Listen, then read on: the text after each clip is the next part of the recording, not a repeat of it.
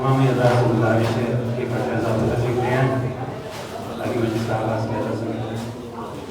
ایک اور مرتبہ سے بات کرنا ہے۔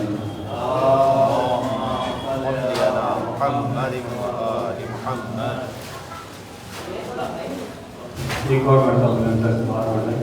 اللهم صل على محمد وآل محمد۔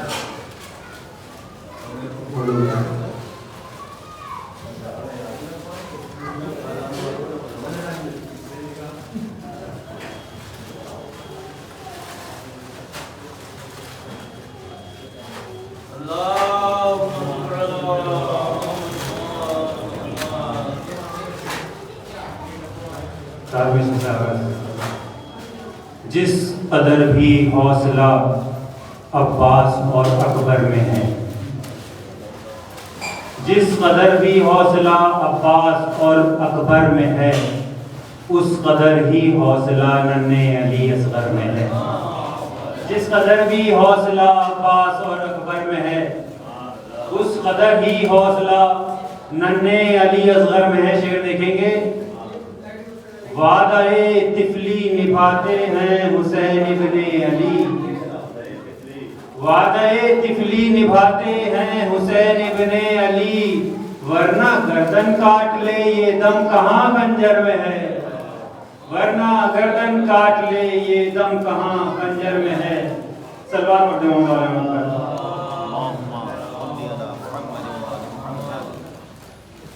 ایک مطلب اس کے بعد مرثیہ پیش کرتا ہوں۔ کر رہا ہے دیکھیے خود بھی خدائے فاطمہ، کر رہا ہے دیکھیے خود بھی خدائے فاطمہ، سورہ کوثر کی صورت میں ثنائے فاطمہ، سورہ کوثر کی صورت میں ثنائے فاطمہ، اور مرتبہ کیا ہے علی کا یہ بتائے فاطمہ، مرتبہ کیا ہے علی کا یہ بتائے فاطمہ، مرتضیٰ کے گھر میں جب چکی چلائے فاطمہ، مرتضیٰ کے گھر میں جب، اور شعر بطور خاص دیکھیں گے، مرتضیٰ کے گھر میں جب چکی چلائے فاطمہ، عرش والے آیتوں کے بھاؤ آ کر لے گئے، عرش والے آیتوں کے بھاؤ آ کر لے گئے، روٹی جو حسنین کی خاطر پکائے فاطمہ، روٹی جو حسنین کی خاطر پکائے فاطمہ، اور صدقہ و خیرات بھی اس کو اٹھا سکتے نہیں، صدقہ و خیرات بھی اس کو اٹھا سکتے نہیں، جس بشر کو اپنی نظروں سے گرائے فاطمہ، جس بشر کو اپنی نظروں، اور فاطمہ کے نام کے معنی ہی یہ ہیں دوستو، آتش دوزخ سے مومن کو بچائے فاطمہ، آتش دوزخ سے مومن کو بچائے فاطمہ۔ صلوات پڑھتے ہیں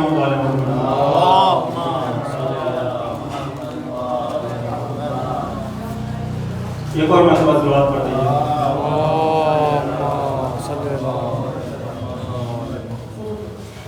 صلوات پڑھتے جائیے آپ لوگ۔ اللہم صلی علی محمد وآل محمد اور جب کبھی میں کرنے بیٹھا ہوں ثنائے فاطمہ، جب کہیں میں کرنے بیٹھا ہوں ثنائے فاطمہ، لفظ کرتا ہے عطا مجھ کو خدائے فاطمہ، اور دیکھنا ایندھن جہنم کا بنیں گے وہ سبھی، دیکھنا ایندھن جہنم کا بنیں گے وہ سبھی، در جلانے کے لیے جو تیرا آئے فاطمہ، در جلانے کے لیے جو تیرا آئے فاطمہ، با ادب تعظیم کو اٹھ جائیں فخر انبیاء، با ادب تعظیم کو اٹھ جائیں فخر انبیاء، بزم پیغمبر میں جب تشریف لائے فاطمہ، بزم پیغمبر میں۔ اور یہ شعر بطور خاص دیکھیں گے، گو کہ ہیں حسنین سردار جوانان جناں، گو کہ ہیں حسنین سردار جوانان جناں، ہے مگر ان کی بھی جنت زیر پائے فاطمہ، ہے مگر ان کی بھی جنت زیر پائے فاطمہ، اور بن کے آیا جو زمین پر رحمت للعالمین، بن کے آیا جو زمین پر رحمت للعالمین، بن کے رحمت اس نبی کے گھر میں آئے فاطمہ، بن کے رحمت اس کے. اور یہ دیکھیں گے ذوق پل میں دور ہو ان کو توانائی ملے، ذوق پل میں دور ہو ان کو توانائی ملے، جب پیغمبر کو ردا اپنی اڑھائے فاطمہ. اور کوئی بھی تب تک رضی اللہ ہو سکتا نہیں، کوئی بھی تب تک رضی اللہ ہو سکتا نہیں جب تلک نہ اس کو حاصل ہو رضائے فاطمہ، جب تلک نہ اس کو حاصل ہو رضائے فاطمہ. او اے عدوِ فاطمہ اتنا ذرا تو سوچتا، اے عدوِ فاطمہ اتنا ذرا تو سوچتا، مسکراتے ہیں نبی جب مسکرائے فاطمہ، مسکراتے ہیں نبی جب مسکرائے فاطمہ. اور مقطع دیکھیں گے کل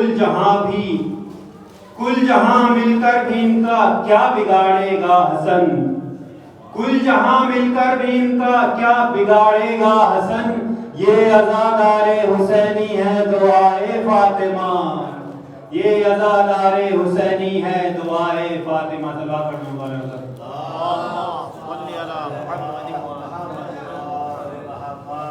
فاتحہ.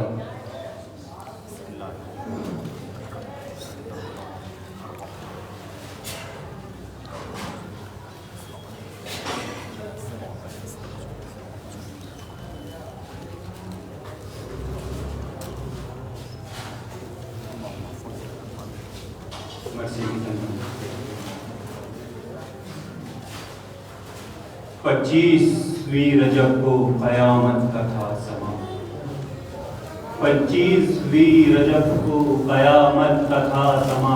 آ گیا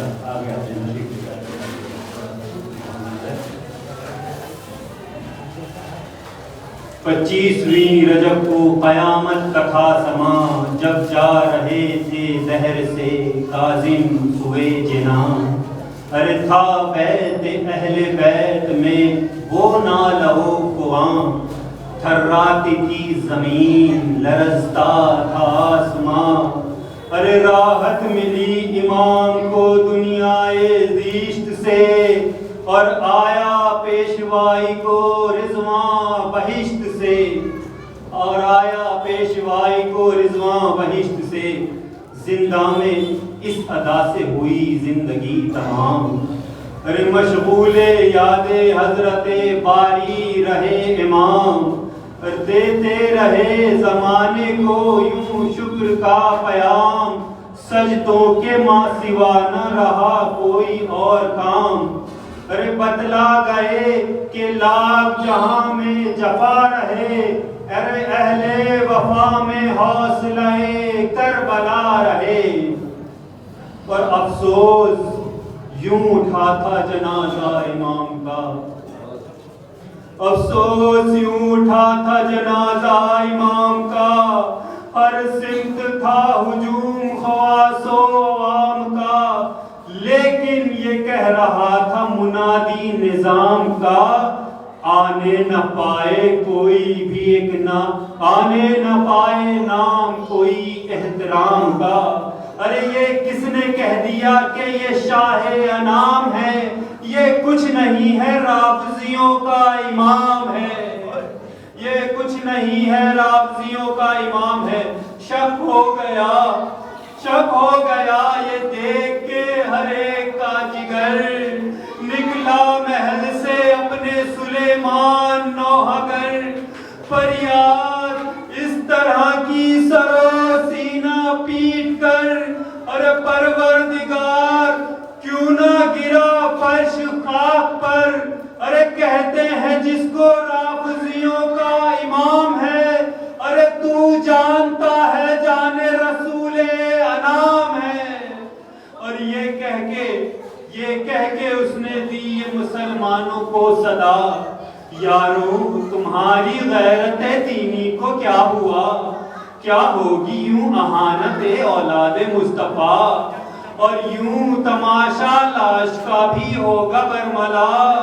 ارے تم کیسے بارگاہ الہی میں جاؤ گے، منہ کس طرح رسول خدا کو دکھاؤ گے، منہ کس طرح رسول خدا کو دکھاؤ گے۔ آؤ اٹھائیں لاشیں دل بندے مرتضیٰ، ارے آؤ اٹھائیں لاشیں فرزند مصطفیٰ، آؤ اٹھائیں لاشا امام انعام کا، ارے آؤ کریں وسیلہ تسکین فاطمہ۔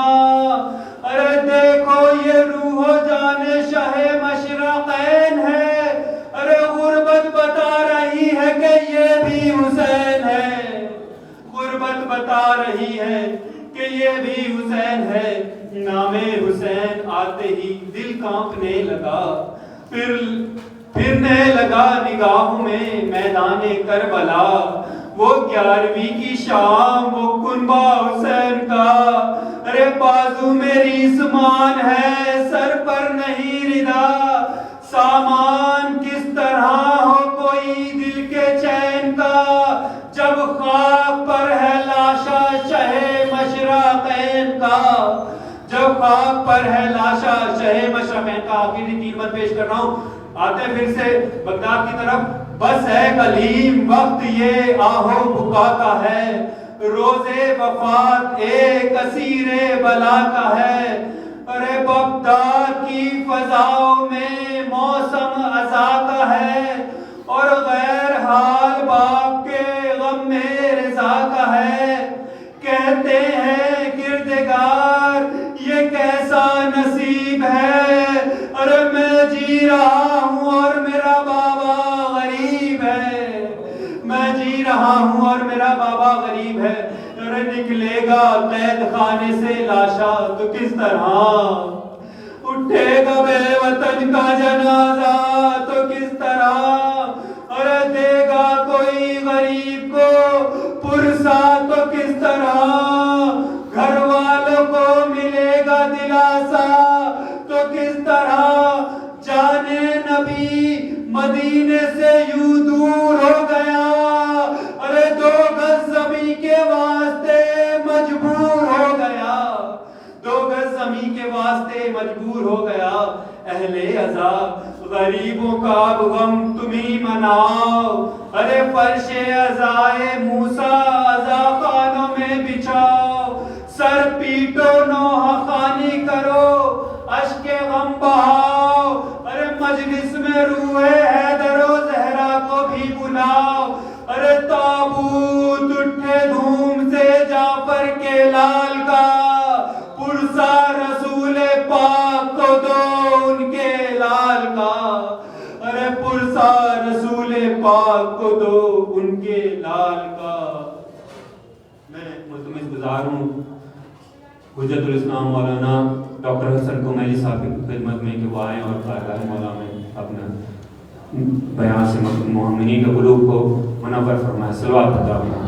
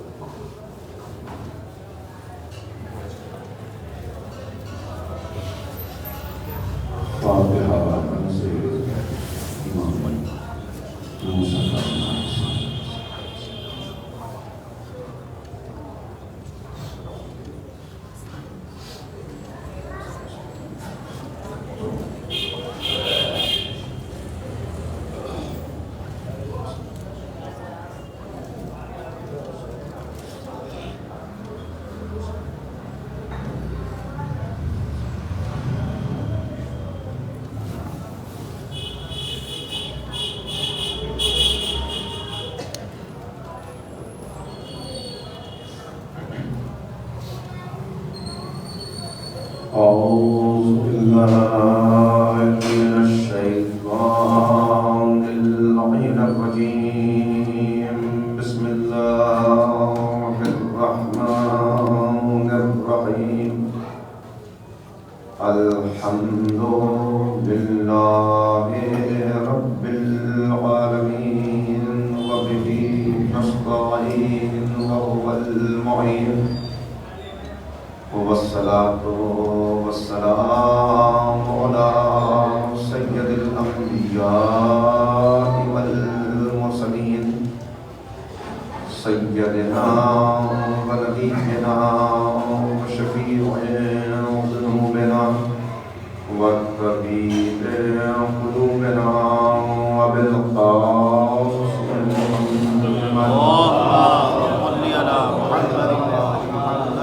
وآله الطيبين الطاهرين المعصومين المظلومين المنتخبين المنتجبين. أما بعد فقد قال الله تبارك وتعالى في كتابه المجيد وفرقانه الرشيد وقوله الحق. بسم الله الرحمن الرحيم. بل هو آيات بينات في صدور الذين أوتوا العلم. صدق الله العلي العظيم. صلى الله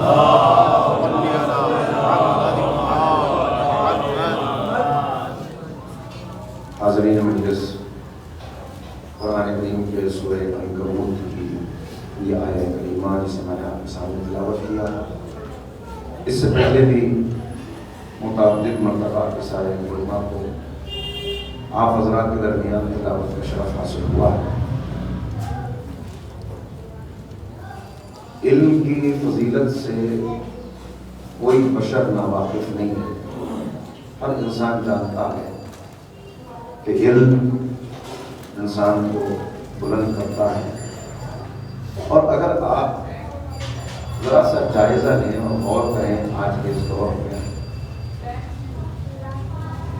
اتنی مخلوقات پائی جاتی ہیں، تمام مخلوقات میں انسان ہی کو یہ فضیلت کیوں حاصل ہوئی کہ اللہ نے انسان کو منتخب کیا، اس کو چنا اور اعلان کیا کہ یہ اشرف المخلوقات ہے۔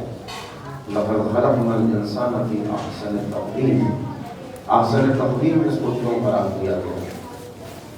دنیا میں جو مخلوقات پائی جاتی ہیں، اگر ذرا سا توجہ کریں تو یہ تمام مخلوقات اس کارخانے قدرت میں خود بھی ایک چھوٹا یا بڑا کارخانہ ہے۔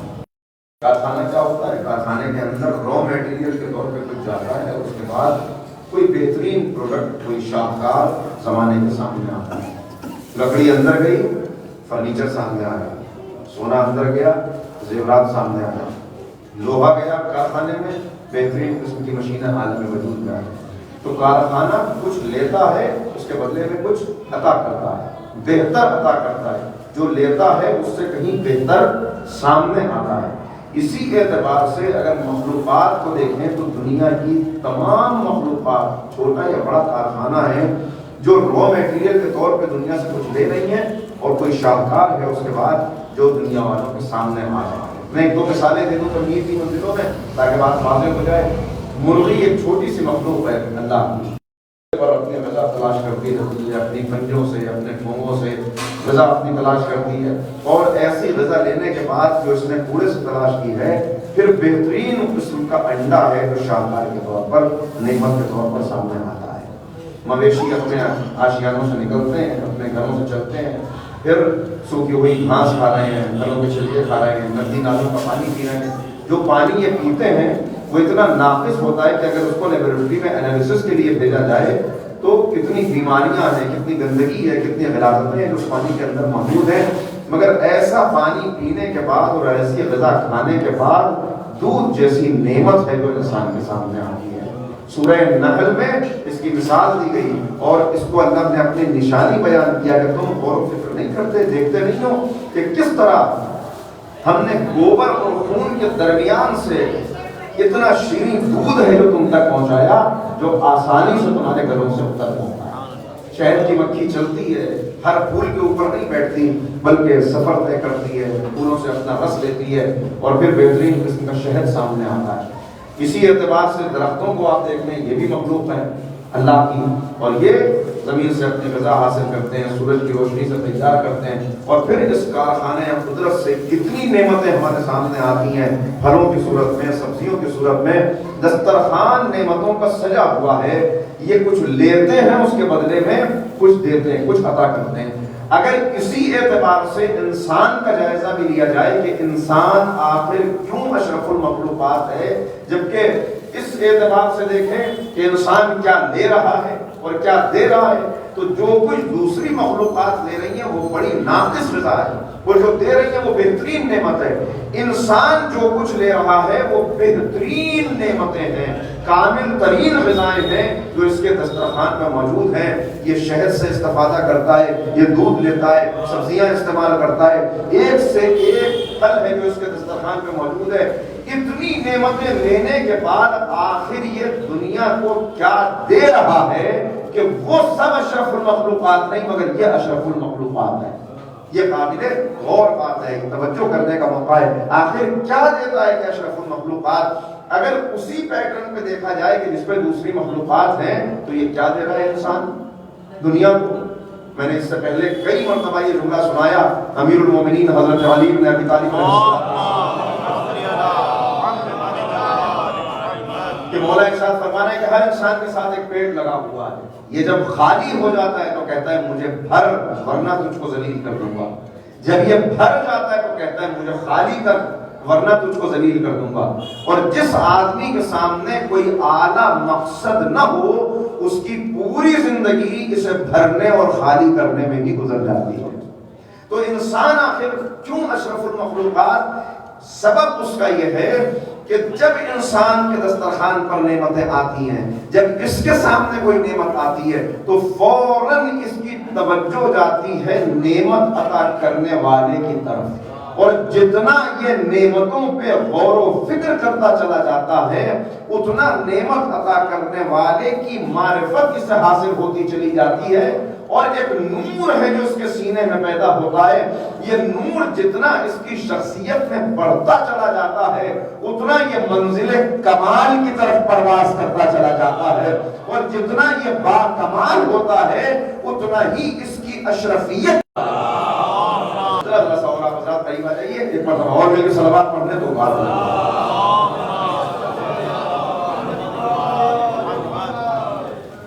مگر انسان کی مجبوری یہ ہے، نقائص دور ہوں گے، عیب ہٹیں گے، بلندی آئے گی، نور پیدا ہوگا، معرفت آئے گی، عقل اس کی بالغ ہوگی، علم اس کو حاصل ہوگا، مگر یہ اپنا سفر طے نہیں کر سکتا اس وقت تک جب تک اس کے سامنے کوئی کامل نمونہ موجود نہ ہو، جب تک اس کے سامنے کوئی رول ماڈل نہ ہو۔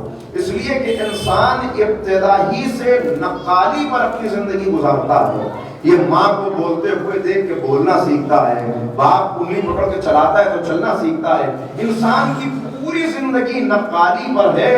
جب اس کو سہارا ملتا ہے، اس کے سامنے کوئی عمل کیا جاتا ہے تو اس عمل کی پیروی کرتے ہوئے یہ ترقی کی منزلیں طے کرتا ہے۔ اب اگر جو نمونہ، جو رول ماڈل اس کے سامنے ہے، اگر وہ کامل ہوگا تو یہ بھی کمال کی طرف بڑھتا چلا جائے گا، اور اگر وہ ناقص ہوگا تو جو خود ناقص ہو وہ کسی کو کمال تک نہیں پہنچا سکتا۔ بس یہ احسان ہے اس مالک حقیقی کا کہ اس نے کہا تمہیں ایک سفر طے کرنا ہے، نفس سے کمال کا سفر، پستی سے بلندی کا سفر، سرا سے ثریا کا سفر، فرش سے عرش کا سفر۔ لہذا ہم ایسی کامل شخصیتوں کو تمہارے درمیان بھیج دیں گے کہ تم ان سے وابستہ ہوتے جانا، ان کے نقوش قدم پہ اپنے قدموں کو جماتے جانا اور کمال کی منزلوں کو طے کرتے چلے جانا۔ اسی سلسلے عصمت و طہارت کی نویں کڑی اور سلسلہ امامت کے 7ویں امام موسیٰ کاظم علیہ السلام ظاہر ہے کہ ایک مجلس میں بیان نہیں کیا جا سکتا کسی بھی معصوم کی سیرت کو، لیکن کچھ واقعات، کچھ درس، کچھ پیغامات میں آپ کی خدمت میں عرض کرنا چاہتا ہوں۔ امام کیسی زندگی امام کی، ابھی آپ نے مرثیہ سنا، اور برابر جو گفتگو آپ سنتے ہیں تو یہ بات سامنے آتی ہے کہ امام جن کی زندگی اسیری میں گزر گئی، جن کی زندگی کا بیشتر حصہ، کسی نے لکھا 7 سال، کسی نے لکھا 10 سال، کہیں لکھا 14 سال، کہیں لکھا 24 سال، مگر اس پر اتفاق ہے کہ اگر آپ کی قید کو جمع کر لیا جائے تو آپ کی زندگی کے تقریباً 14 سال بنتے ہیں جو مختلف زندانوں میں امام کے بسر ہو گئے۔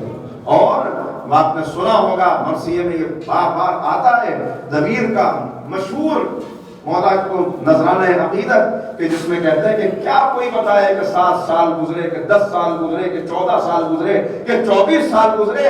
دبیر کہتے ہیں بس اتنا سمجھ لو کہ مولا پہ انتہائے اسیری گزر گئی، زندان میں جوانی و پیری گزر گئی، جوانی بھی جس کی زندان میں گزری، ضعیفی بھی جس کی زندان میں گزری۔ لیکن یاد رکھیے بادل کتنے بھی گھنے ہو جائیں سورج کی روشنی کو چھپا نہیں سکتے، خوشبو کو کتنا بھی قید کر لیا جائے خوشبو پہنچ کے رہتی ہے مشام تک، خوشبو معطر کر کے رہتی ہے ماحول کو۔ زندان کی دیواریں انسان کے جسم کو تو قید کر سکتی ہیں مگر نہ کردار کو قید کیا جا سکتا ہے، نہ اخلاق کو قید کیا جا سکتا ہے۔ صلوات پڑھتے محمد والے۔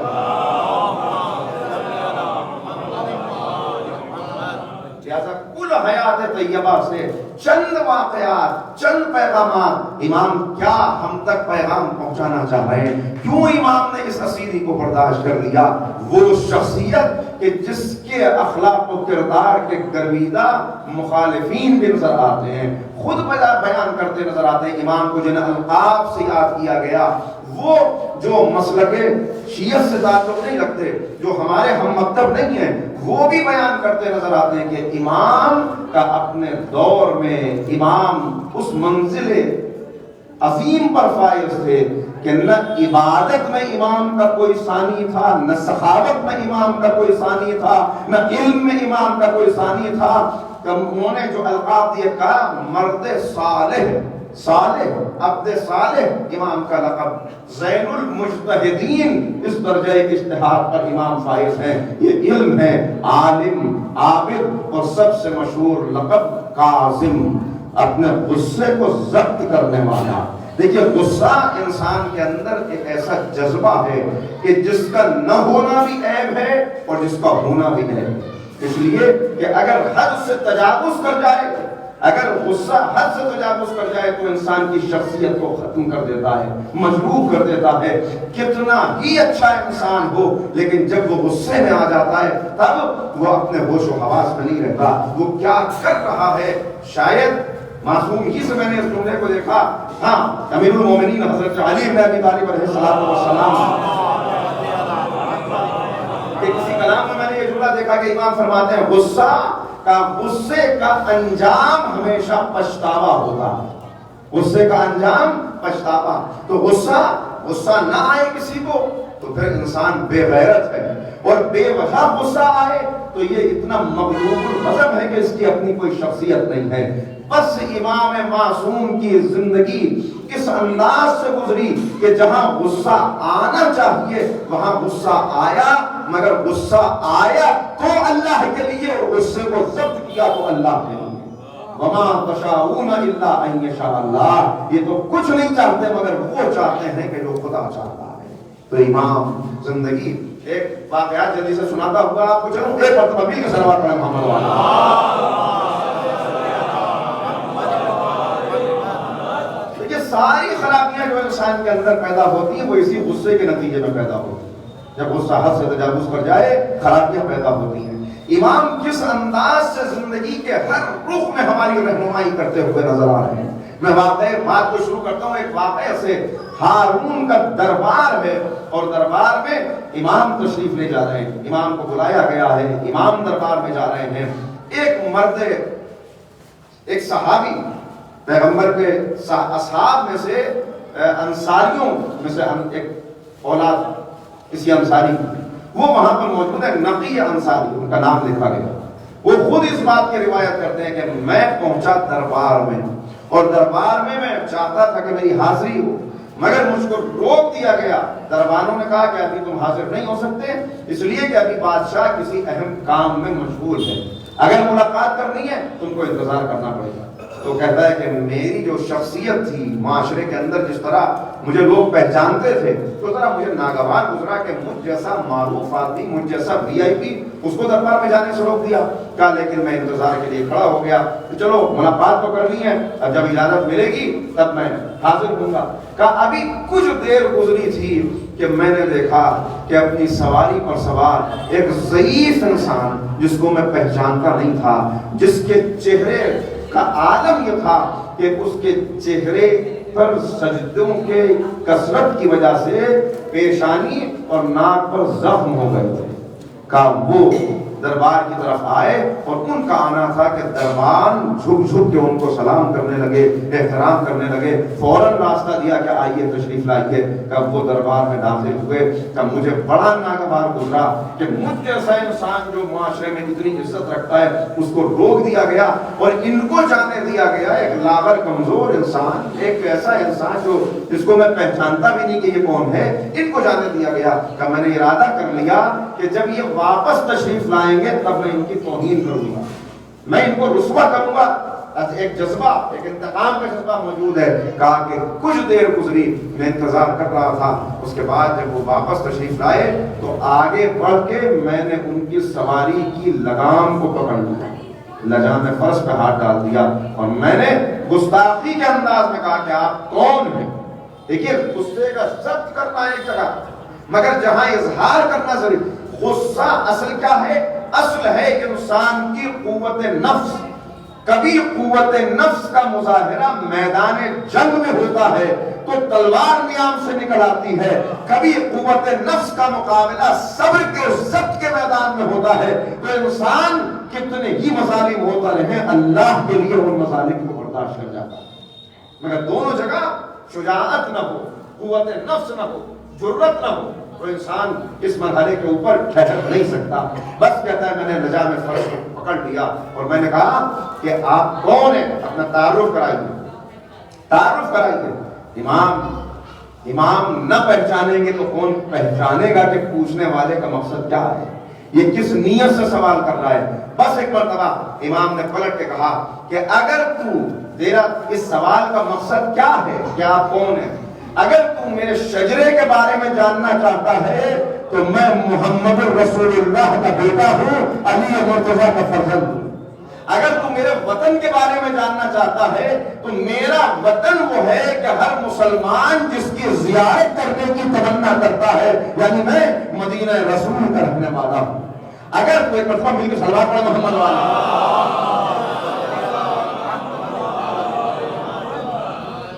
اگر تو وطن کے بارے میں جاننا چاہتا ہے تو وہ وطن جہاں ہر مسلمان پہنچنے کی تمنا رکھتا ہے. اگر تو صرف توہین کرنے کے لیے، رسوا کرنے کے لیے یہ سوال کر رہا ہے تو یاد رکھ ہم وہ ہیں کہ جن کی کردار اور جن کی عظمت کی گواہی کفار اور مشرکین بھی دیتے نظر آئے. ذرا یاد کر اس وقت کو کہ جب بدر کے میدان میں پیغمبر کی طرف سے کچھ انصاری بڑھے تھے مقابلہ کرنے کے لیے، اور دشمنوں کی طرف سے عتبہ، شیبہ اور ولید، یہ 3 شخص آگے آئے. انہوں نے پوچھا آپ کون ہیں جو مقابلے کے لیے آئے؟ انہوں نے کہا کہ ہم انصاری ہیں، پیغمبر کے اصحاب ہیں. تو کہا تھا واپس چلے جاؤ، ہم کسی ایسے شخص سے مقابلہ نہیں کریں گے کہ جس کے نسب سے ہم واقف نہ ہوں. جاؤ ایسوں کو بھیجو، اپنے نبی سے کہو کہ ایسوں کو مقابلے کے لیے بھیجیں کہ جن کو ہم جانتے ہو.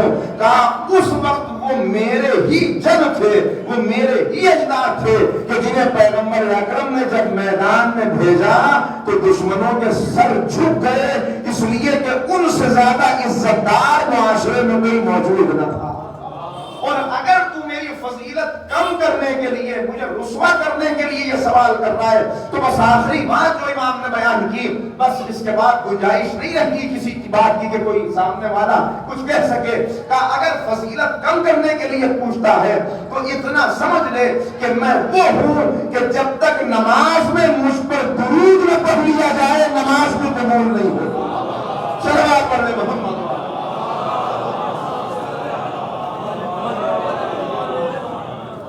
تو امام اپنا تعارف بھی کرا رہے ہیں، جہاں ضرورت ہے وہاں دنیا دیکھ رہی ہے کہ وہی ہیبت ہے، وہی جلال ہے، وہی انداز ہے، وہی شجاعت مرتضوی ہے کہ جس کا مظاہرہ جہاں حسب موقع کیا جا رہا ہے. مگر امام کی زندگی جو میں نے عرض کیا، پیغامات امام کی زندگی کے کس طرح دشمنوں نے گواہی دی.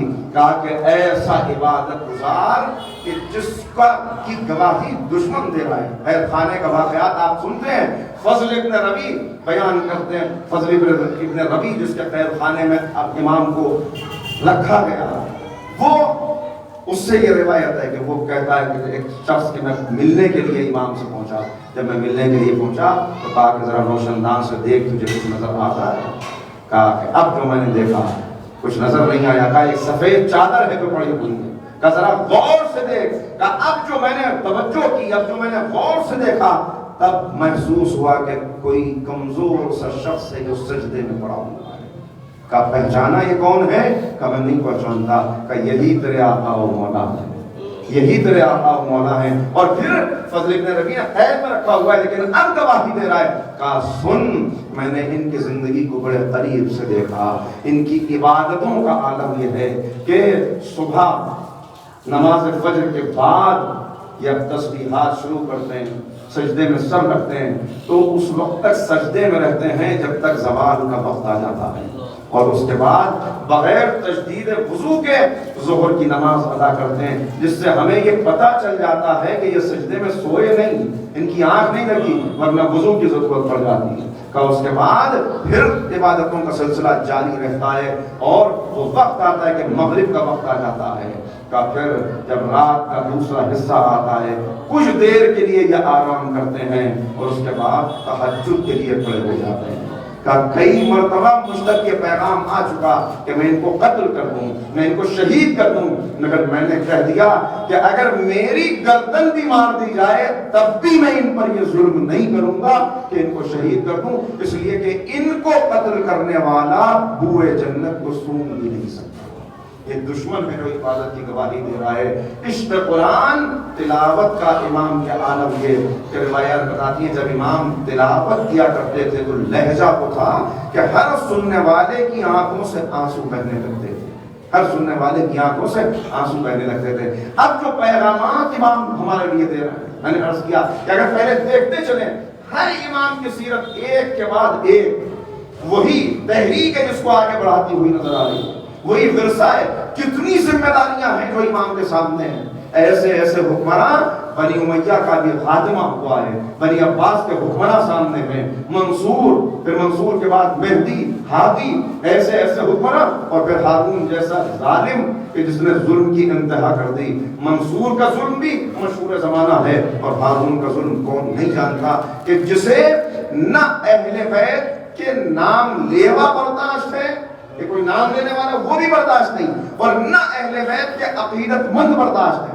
جس کا عالم یہ ہے یہ وہ منصور تھا کہ جس نے جب مدینہ المنصور بنانا چاہا شہر بنے گا تو پھر سادات کے خون کا گارا بنایا گیا، اور حکم یہ تھا کہ اگر 4 قیدی نکال کے لائے جائیں اور 3 کے خون سے گارا تیار ہو جائے تو چوتھے کو واپس زندان میں پہنچانے کی ضرورت نہیں ہے، اس لیے کہ ہمارے پاس بہت قیدی موجود ہیں. اس کو زندہ دیوار میں چن دیا جائے، اس کو زندہ بنیاد میں چن دیا جائے، اس کو زندہ جو پلر سامنے کھڑے ہوئے ہیں اس کے محل میں سامنے جو ستون تھا وہ ستون نہیں تھا بلکہ امام حسن کی اولاد میں ایک سید حسنی کی قبر تھی جو ستون کے اندر تھی. ان کو کھڑا کر کے چن دیا گیا اور یہ کہتا تھا کہ جب اس ستون پہ میری نظر پڑتی ہے تو میرے دل کو ٹھنڈک پہنچتی ہے.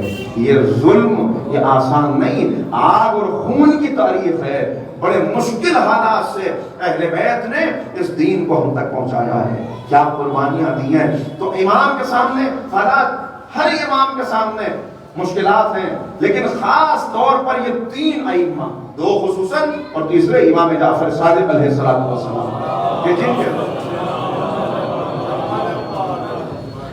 کے دور میں اپنے اپنے چیلنجز ہیں، مگر ساتویں امام کے دور تک آتے آتے وہ یونیورسٹی جو امام نے قائم کی ہے اور جس کو جس طرح سے محفوظ رکھا ہے، اب اس سلسلے کو آگے بڑھانا ہے۔ اور عالم کیا ہے؟ کبھی یونان کا فلسفہ آ رہا ہے، کبھی روم کا فلسفہ آ رہا ہے، ان فلسفوں کا مقابلہ کرنا۔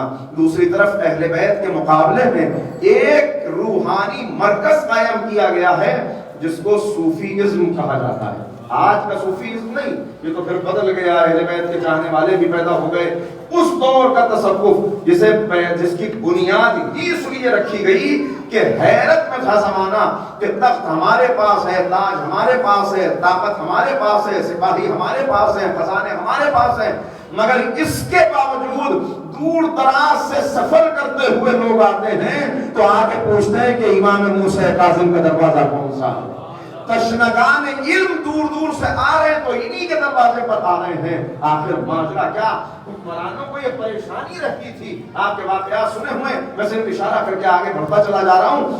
پریشانی رہتی تھی، بڑا غمگین دیکھا وزیر نے اپنے حاکم کو، عباسی حکمران، کہا آپ اتنے پریشان کیوں ہیں؟ کہا میں پریشان اس لیے ہوں کہ آج میرا دل اندر سے بجھا ہوا ہے، میں اتنے انعامات دیتا ہوں، اتنے وظیفے دیتا ہوں، مگر اس کے باوجود کوئی نہیں جو میرے دربار میں آئے، کوئی نہیں جو آئے اور آ کے مجھ سے سوال کرے، مجھ سے بھی تو آ کے سوال کرے۔ اور وہاں جو آتے ہیں دیکھو ذرا وہاں انہیں کیا ملتا ہے، اتنے پہرے لگے ہوئے ہیں، اتنی پابندیاں ہیں، مگر اس کے باوجود سفر کی صعوبتیں برداشت کر کے آتے ہیں۔ کہا اس میں کون سی بڑی بات ہے؟ وزیر نے کہا یہ مسئلہ ہم کل حل کیے دیتے ہیں۔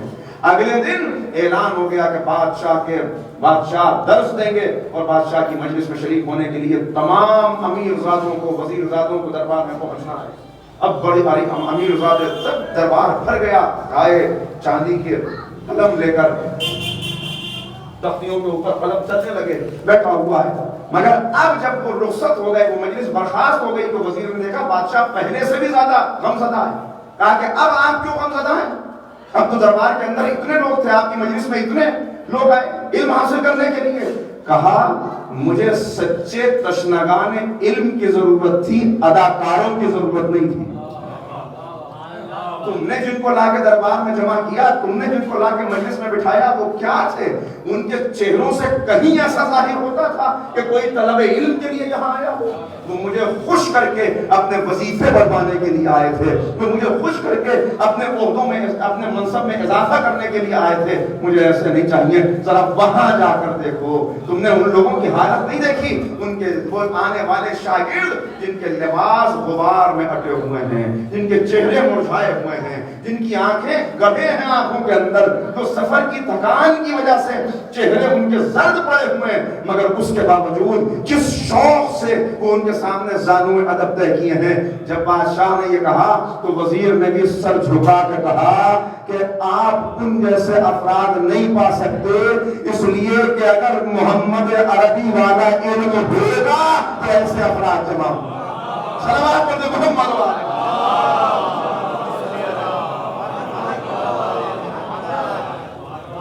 اس کے لیے علم و فضل کی ضرورت ہے، اس کے لیے کردار کی ضرورت ہے۔ آپ سکوں کی کھنک سے، آپ پیسے کے زور پر لوگوں کو تو جمع کر سکتے ہیں۔ بھئی یہی بات تو آج بھی دنیا دیکھ رہی ہے کہ ایک سیاسی اجتماع کہیں پر ہو تو جمع کرنے کے لیے لوگوں کو پیسے دینے پڑتے ہیں، اور ایک ذرا محمد کے نواسوں کے تذکرے کا اعلان ہو جائے، بچہ بوڑھا ہر ایک پہنچ جاتا ہے۔ زمانہ حیرت میں ہے۔ جواب وہی ہے جو اس وقت وزیر نے دیا کہ تم بھی اپنی تاریخ میں ایسے کردار پیدا کر لو، تمہیں بھی ایسے مجمع ملتا ہے۔ صلوات پڑھتے محمد۔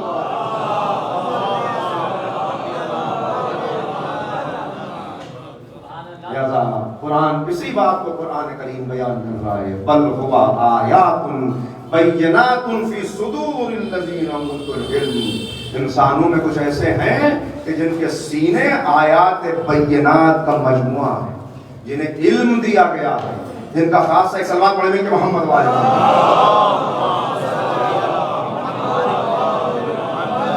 علماء کرام تشریف فرما ہیں. آپ حضرات بھی ارباب فہم و دانش ہے، بس جلدی سے بات کو ایک مرحلے تک پہنچانا ہے. تو بس اب مسئلہ کیا ہے؟ مسئلہ یہ کہ جب ان حالات کو ہم دیکھتے ہیں کہ ان حالات میں امام کیسے ثابت قدم رہے اور کس طرح امام نے پیغامات کو پہنچایا، ان ظالم حکمرانوں کا مقابلہ بھی کرنا، انہوں نے جو مادیت پھیلائی اس کا مقابلہ بھی کرنا، جو فلسفے آ رہے ہیں روم اور یونان کی کتابوں کے ترجمہ ہونے سے باطل فلسفے، ان کا مقابلہ بھی کرنا، پھر جو فرقے پیدا ہو گئے، عجیب عجیب چیلنجز ہیں جو امام کے سامنے، دشمن ہر طرح کی چال چلتا ہے اور پھر جب اس کا بس نہیں چلتا تو اسی خاندان میں سے کسی کو توڑ کے اپنی طرف ملانے کی کوشش کرتا ہے تاکہ لوگ فریب میں آ جائیں کہ یہ تو خاندان اہل بیت کے ہیں، یہ تو خاندان رسالت کے ہیں، یہ غلط نہیں کہیں گے، لہٰذا انہی میں سے کسی کو توڑا جاتا ہے. دیکھیں آپ تاریخ نظر آئے گی، امام زادے بہکتے ہوئے نظر آئے گی، دولت کے زور پر خریدا گیا ان کو. لہذا یہ ساری چیزیں داخلی دشمنوں کا بھی مقابلہ کرنا ہے، اسلام کے خارجی دشمنوں کا بھی مقابلہ کرنا ہے، عیسائی، یہودی، دہریے، ان کے اعتراضات کا جواب بھی دینا ہے، شاگردوں کی تربیت بھی کرنی ہے اور زندگی کا بیشتر حصہ قید خانے میں ہے. کتنے چیلنجز ہیں، کتنا مشکل کام ہے. یعنی چھٹے امام اہتمام کر رہے ہیں اپنی زندگی میں، امام کو حالات کا علم ہے، لہذا امام اہتمام کر رہے ہیں. وہ وصیت نامہ کہ جس میں اس لیے کہ اگر ظاہر کر دیتے، سب کو بتا دیتے کہ میرے بعد میرا وارث یہ ہے، ہر ایک کو پتا چل جاتا، تو امام کی شہادت کے فوراً بعد جو حالت امام کو حکم ملا، امام کی شہادت کے فوراً بعد جو حاکم کو حکم ملا، مدینے کے گورنر کو کہا کہ ذرا دیکھو کہ امام جعفر صادق نے کس کو اپنا وصی بنایا، کس کو اپنا نائب بنایا، اور جو جس کو بھی نائب بنایا اس کا سر کاٹ کے میرے پاس بھیج دو. حکم آیا، تلاش کیا، معلوم ہوا کہ امام نے وصیت کی ہے، اور اس وصیت میں سب سے پہلے یہ سیاسی وصیت تھی. یہ ظاہر ہے کہ امام یہ سیاست الہیہ ہے. دنیا سمجھتی ہے کہ امام کو سیاست نہیں آتی. ارے جو وہاں سے علم لے کر آئے ہوں، مگر علم، عقل، معرفت یہ الگ شے ہے. مکاری اور عیاری کے ذریعے سے کسی کو زیر کر لینا یہ اہل بیت کے یہاں اس لیے کہ یہاں ساری نجاستیں، سارے نقائص، سارے عیب وہ آ بھی نہیں سکتے اس سرحد تک جہاں اہل بیت موجود. لہٰذا کہا، جو جواب لکھا، جواب آپ نے سنا ہے، میں تو صرف سرسری طور پہ عرض کرتا ہوا، گورنر نے جواب لکھا عباسی حکمراں کو، کہا کہ یہ بتا دے کہ کس کا سر کاٹ کے بھیج دوں، اس لیے کہ امام نے 6 لوگوں کو اپنا وصی بنایا، سب سے پہلا تو ہے، دوسرا میں ہوں. سب سے پہلا تو ہے، دوسرا میں ہوں، اور پتا ہے کس کا سر کاٹ کے بھیجوں. تو یہ سیاست الہیہ امام جانتے ہیں. ان حالات میں مخصوص لوگوں کو تو پتا ہے کہ وارث کون ہے، سب کو معلوم ہے، مگر عوام کو نہیں پتا. ایسا اچانک امام کی شخصیت سامنے آئی ہے 7ویں امام کی کہ زمانہ حیرت میں رہ گیا. بہت دن تک تو توجہ ہی نہیں گئی حکمرانوں کی کہ یہی ہے جن کو نائب بنایا گیا، یہی ہے جو اس وقت امام ہے. اس لیے کہ امام نے اعلانیہ جو خاص افراد ہیں ان کو، راوی بیان کرتا ہے کہ میں پہنچا امام کو، میں نے جا کے سلام کیا. تو اب چونکہ بیان کرنے والا چاہنے والا ہے، معرفت رکھتا ہے، لہذا امام نے کہا کہ تم نے مجھ کو سلام کیا، مگر میرے بعد جو تمہارا امام ہے، میرے بعد جو میرا وارث ہے، اس کو بھی تو سلام کرو. کہ مولا کہاں؟ کہ وہ گہوارے میں جو بچہ لیٹا ہوا ہے. راوی کہتا ہے، اب دیکھیے ہم جیسا کوئی ہوتا تو فوراً ذہن میں خیال آ جاتا لیجیے گہوارے کے بچے کو، مگر یہاں گہوارے کی تاریخ کو دنیا جانتی ہے. یہاں معلوم ہے کہ اس گھر میں گہوارے، یہاں عمر، یہاں سن و سال کوئی اہمیت نہیں رکھتے. یہاں تو گہوارے کی تاریخ ہے. کوئی گہوارے میں اجدر کو چیر دیتا ہے، کوئی گہوارے میں لیٹ کر جب آسمان کی سمت دیکھتا ہے تو کہنے والا کہتا ہے اس بچے کی آنکھوں میں کچھ نقص معلوم ہوتا ہے. کہا کیوں؟ کہا مسلسل آسمان کی طرف دیکھ رہا ہے. کہا میرا حسن گہوارے سے لوح محفوظ کا مطالعہ کرتا ہے. کہیں گہوارے سے مس ہو کے فرشتے کو شفا ملتی ہوئی نظر آتی ہے. نجات ملتی ہوئی نظر آتی ہے کہ ہمارے تعلیم لہٰذا آیا، آ کے سلام کیا، امام نے جواب سلام دیا اور اس کے بعد یہیں سے پیغام دے دیا، کہا کہ تیرے یہاں کل جس بیٹی کی ولادت ہوئی ہے تو ہمارا چاہنے والا ہو کہ اس کا وہ نام رکھتا ہے جو اللہ کے یہاں محظوظ نام ہے؟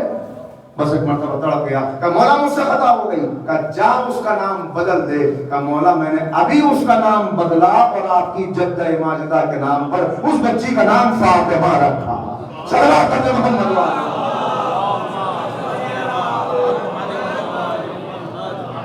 تو یہ باتیں درمیان کی میں اس لیے عرض کرتا ہوا چل رہا ہوں کہ ایسے حالات اور ان میں امام کو اتنی بڑی ذمہ داریاں ہیں جو انجام دینی ہیں، اور اس میں کیسے افراد جو اپنے بھی جو بہک گئے، جو چھٹے امام انتظام کر کے گئے، جناب اسماعیل جو امام کے بڑے فرزند ہیں، ان کا انتقال امام کی زندگی میں ہوا، مدینے سے باہر ہوا۔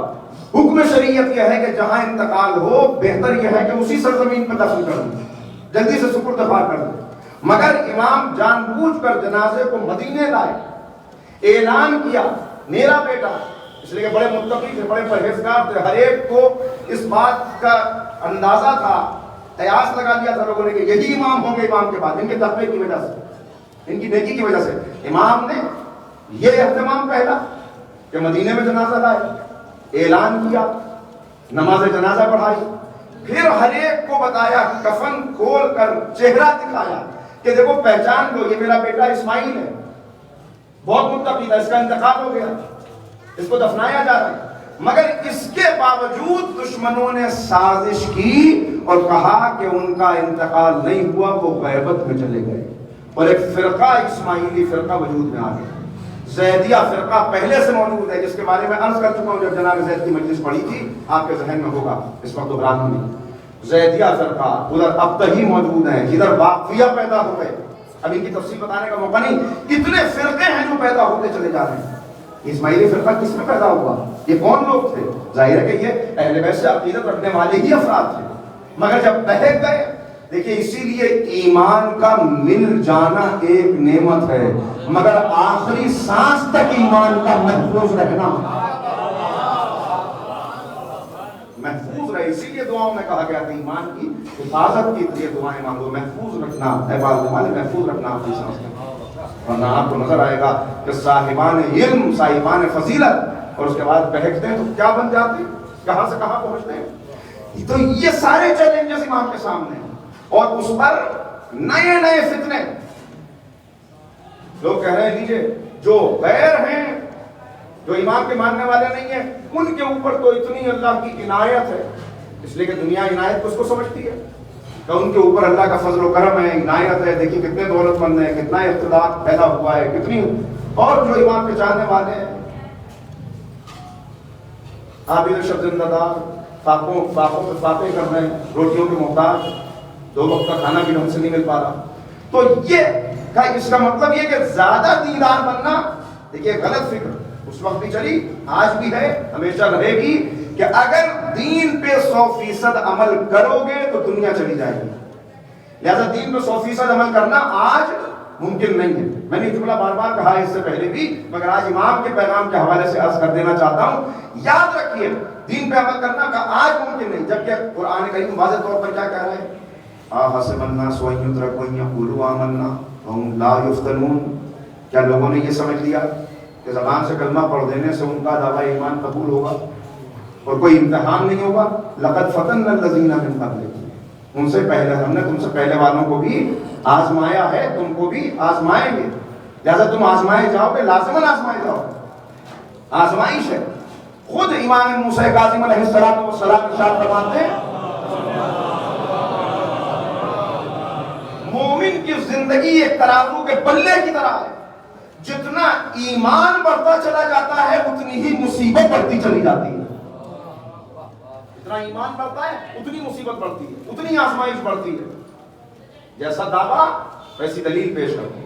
تو اب امام نے اس کا کیا جواب عنایت فرمایا، آنے والے آئے ہیں اور آگے کہہ رہے ہیں کہ مولا وہ مدینے کے اندر وہ شخص آ گیا ہے، بڑا اس کا ہر طرف شہرا ہے، جو کوئی اس کے پاس جاتا ہے پتہ نہیں کیا علم ہے اس کا، اس کے گھر کے حالات بتا دیتا ہے، غیب کی باتیں بتا دیتا ہے، چاہنے والے بھی آئے کہ مولا اگر لوگ کسی طرح اس کے پیچھے چلتے رہے، اس کی بات کو مانتے رہے، بہک جائیں گے، خطرہ پیدا ہو جائے گا۔ امام نے کہا اچھا، پہلے شاگرد کو بھیجا، گیا کہا مولا میرے بس کی بات نہیں، آپ کو تشریف لے جانا۔ امام آئے، اس نے مجمع لگایا ہوا ہے، چلتے ہوئے امام نے راستے سے ایک پرندے کے گھونسلے سے ایک انڈا اٹھایا، اپنی مٹھی میں لے پہنچے وہاں تک، دیکھا کہ سب اس سے بڑھ بڑھ کے اپنے بارے میں پوچھ رہے ہیں، ہمارے نے کہا یہ تمہارا مسئلہ ہے، تمہاری یہ حالات ہیں، ہر ایک کو غیب کی باتیں بتا رہا ہے۔ جب سب اپنے سوال کر چکے، امام نے کہا کہ اگر اجازت ہو میں بھی کچھ پوچھوں؟ کہا کہ ہاں پوچھئے۔ امام نے کہا میری مٹھی میں کیا ہے، میری مٹھی میں کیا ہے؟ بس ایک مرتبہ چاروں طرف دیکھنے لگا، وہ جو سوال سے پہلے جواب دے رہا تھا اب کافی دیر گزر گئی، نہیں بتا پایا، اور پھر کہا کہ میرے ساتھ پہلے ایسا کبھی نہیں ہوا، آج پہلی مرتبہ ایسا ہوا ہے کہ مٹھی میرے سامنے ہے اور میں نہیں بتا پا رہا کہ اس کے اندر کیا ہے۔ کہ میں یقین کے ساتھ تو نہیں کہہ سکتا، مگر میرا اندازہ یہ ہے کہ آپ کے ہاتھ میں، آپ کی مٹھی میں ایک پرندے کا انڈا ہے۔ امام نے مٹھی کو کھول دیا، کہا تم نے ٹھیک کہا، پرندے کا انڈا ہے۔ کہا مگر مجھے تعجب ہے، مجھے بتانے میں اتنی دیر کیوں لگی؟ اس لیے کہ میں نے یہ دیکھ کے نہیں بتایا، میں نے دیکھ کے نہیں بتایا، مجھے کہا جب میں نے اپنی نگاہ دوڑائی تو مجھے ایک پرندے کا گھونسلہ نظر آیا جس میں 2 انڈے ہونے چاہیے تھے مگر ایک موجود تھا، اگر گرا ہوتا تو نیچے ٹوٹا ہوا ہوتا، مگر ٹوٹا ہوا نہیں تھا۔ کہ میں نے پھر اندازہ کیا کہ ہو نہ ہو وہ انڈا آپ کے ہاتھ میں۔ امام نے کہا کہ ٹھیک کہا، یہ بتا تجھے یہ علم کیسے حاصل ہوا، کیسے تجھے یہ علم حاصل ہوا؟ تو اس نے کہا میرے استاد نے مجھ سے ایک بات کہی تھی، میں نے اس پہ عمل کیا، جتنا اس پہ عمل کرتا گیا نگاہوں کے آگے سے پردے ہٹتے چلے گئے۔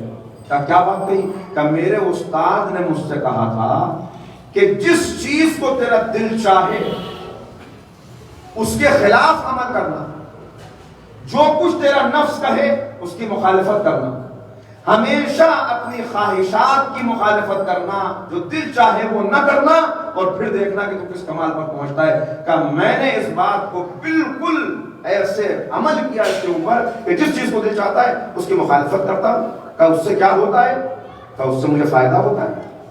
جتنا نفس کی مخالفت کرتا ہوں، جتنا خواہشات کی زنجیروں کو توڑتا ہوں، اتنا زیادہ پردے ہٹتے چلے جاتے ہیں، میرا علم بڑھتا چلا جاتا ہے۔ امام مسکرائے، پھر سوال کیا تاکہ پورا مجمع اچھی طرح سن لے۔ جب سب نے سن لیا تب مسکرا کے کہا کہ میں تجھے دعوت اسلام دیتا ہوں، اسلام قبول کر لے۔ اس نے فوراً کہا یہ نہیں ہو سکتا، رد عمل، اسلام کا تو مخالف ہے، آیا تو اسلام کو مٹانے کے لیے، کہا یہ نہیں ہو سکتا۔ امام نے کہا تو اپنے اصول سے پھرا جا رہا ہے۔ کہا کیا مطلب؟ کہا تیرا اصول کیا ہے؟ کہا میرا اصول یہ ہے کہ میں ہمیشہ اپنے نفس کی مخالفت کرتا ہوں۔ کہا تیرا نفس کیا کہہ رہا ہے؟ کہا نفس کہہ رہا ہے کہ اسلام قبول نہ کرنا۔ کہا پھر آج تک مخالفت کر کے فائدہ ہوا ہے تو آج تو مخالفت نہیں کرتا۔ صلوات پڑھتے محمد و آل محمد۔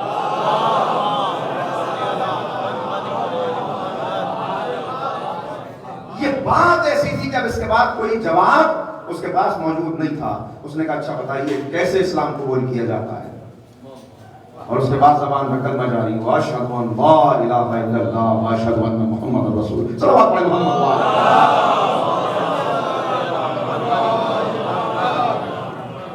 اس کے بعد کہا کہ یقیناً آپ کوئی عظیم شخصیت ہیں، مجھے اتنی اجازت اور دے دیجئے کہ میں آپ کے ساتھ رہنا چاہتا ہوں۔ امام کے ساتھ رہنے لگا، شاگرد بن گئے، صحابی، اور پھر امام کے سچے چاہنے والوں میں اس کا شمار ہونے لگا۔ اب واقعی امام سے محبت کرنے لگا۔ ایک دن امام کی خدمت میں آیا، کہا مولا وہی سوال جو آج نوجوان کے ذہن میں ہے، وہی سوال جو ہر دور میں دنیا پرستی کے اثر کے نتیجے میں مومنین کے دل میں بھی پیدا ہوتا رہا۔ منافقین اور کفار کو یہ سوالات پیدا کرتے ہی ہیں، مومنین کے دل میں بھی یہ خدشہ پیدا ہوتا ہے، اور آج تو بہت زیادہ ہے۔ ہم اگر نیک ہیں تو ساری نعمتیں ہم پر نازل ہو، ہم اگر اللہ کے ماننے والے ہیں تو یہی دنیا میں ہمارے لیے سب، حالانکہ قرآن کریم کا وعدہ ہے کہ اگر تم سچے ماننے والے بن جاؤ تو ہم تمہارے لیے زمین کی نعمتیں اور آسمان کی نعمتیں سب تمہارے لیے، خزانے ابل دے گی زمین، بارش ہونے لگے گی آسمان سے نعمتوں، اب بھی ہو رہی ہے مگر اس سے کہیں زیادہ، مگر کب؟ انتم الاعلون ان کنتم مومنین، کب ملے گا یہ درجہ؟ جب تم واقعی مومن بن جاؤ، جب واقعی مومن بن جاؤ، مگر کب؟ آزمائش کے بعد۔ مومن ہونا وہ امام نے بتا دیا کہ جتنا پلہ وزنی ہوتا چلا جائے ایمان کا اتنا امتحان بڑھتا چلا جائے گا، اور یہ امتحان کے لیے بس ایک جملہ وضاحت کا موقع نہیں ہے، ایک جملہ کہتا چلوں، امتحان شدید ہوتا ہے طویل نہیں ہوتا، امتحان شدید ہوتا ہے طویل نہیں ہوتا، اور کسی کا امتحان یہ کتنا رحیم، کیا ارحم الراحمین رب ہے ہمارا، کہ جس نے کہا لا یکلف اللہ نفسا الا وسعها، کہ ایک بات کو اور سمجھ لو، امتحان ہوتا ہے، آزمائش ہوتی ہے، شدید ہوتی ہے طویل نہیں ہوتی، اور دوسری چیز اللہ کسی پر اس کی طاقت سے زیادہ بوجھ نہیں ڈالتا، کسی پر اس کی طاقت سے زیادہ بوجھ نہیں ڈالتا۔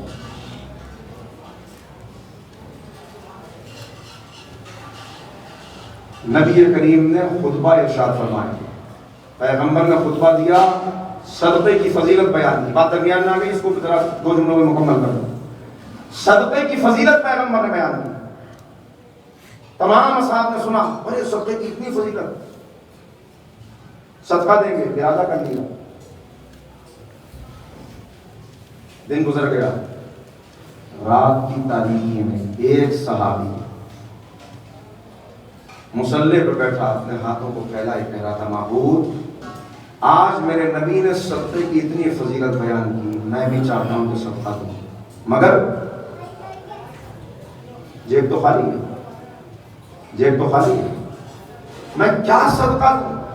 پھر کچھ دیر غور کرتا رہا اور اس کے بعد کہا، اے معبود آج میں تیری بارگاہ میں اپنی عزت کا صدقہ پیش کرتا ہوں۔ کاظمین الغیظ کون ہوتے ہیں؟ الذین ينفقون في السراء والضراء والکاظمین الغیظ والعافین عن الناس واللہ یحب المحسنین، صفات بیان کی جا رہی ہے۔ پالنے والے میں تیری بارگاہ میں اپنی عزت کا صدقہ پیش کرتا ہوں۔ عزت کا صدقہ کیا ہے؟ کہ میں ایک غریب انسان ہوں، میرے محلے والوں نے میری غربت کا مذاق اڑایا، رشتہ داروں نے ناطا توڑ لیا، سگوں نے پہچاننے سے انکار کر دیا، کسی نے طنز کیا، کسی نے توہین کی، کسی نے رسوا کیا، مگر آج میں تیری رضا کی خاطر ان سب کو اپنے دل سے معاف کرتا ہوں، ان سب کو اپنے دل سے معاف کرتا ہوں۔ اے پالنے والے اگر میرا یہ عمل قبول ہوا ہو تو اسی کو میری طرف سے صدقہ شمار کر دو۔ رات گزری، دن آیا، پیغمبر نے پھر خطبہ دیا، اصحاب بے چین بیان کرنے کے لیے، یا رسول اللہ کل آپ نے خطبہ دیا تھا، میں نے اونٹ صدقہ کیا، میں نے بھیڑ صدقہ کی، میں نے دمبا صدقہ کیا، وہ خاموشی سے سر جھکائے بیٹھا ہے۔ پیغمبر نے کہا تم نے کیا دیا؟ کہا یا رسول اللہ جیب خالی تھی، یا رسول اللہ کچھ نہیں تھا۔